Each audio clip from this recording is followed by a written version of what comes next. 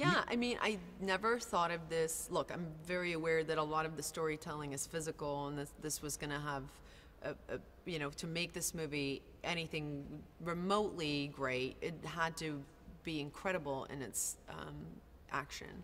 But I never thought of.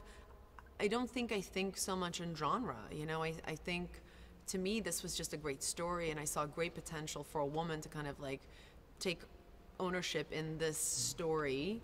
And I felt there was a real challenge to kind of take this world and turn it on its head and do something new with it.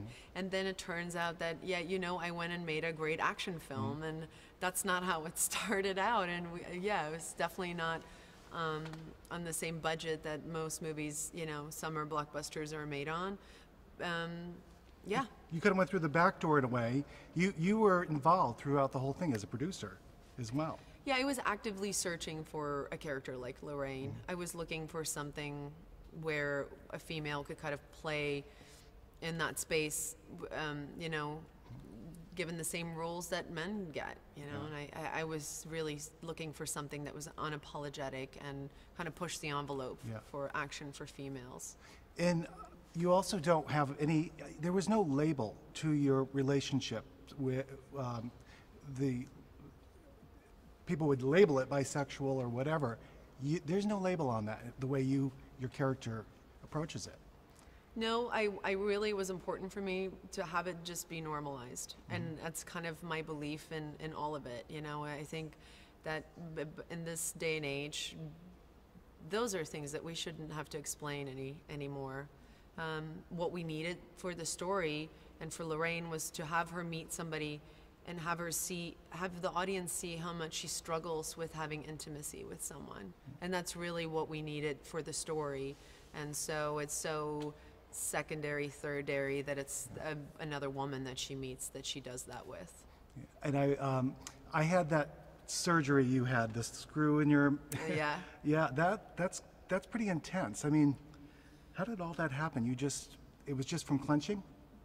Yeah, I mean that's all we could figure out because my teeth were absolutely fine, and I did notice afterwards that I have a tendency for clenching my jaw when I was in the fight scenes, and so there was a lot of like, don't do that, relax your jaw, relax your jaw. When you came home, I mean, at the end of the day, you come home. I know you've hurt yourself a lot in this film, but you come home, it's mom's home. What were those days like for the kids?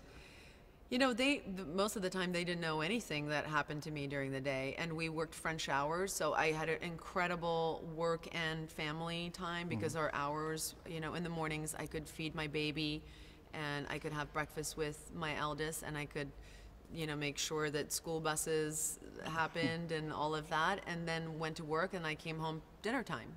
And it was one of the most incredible work experiences of my life.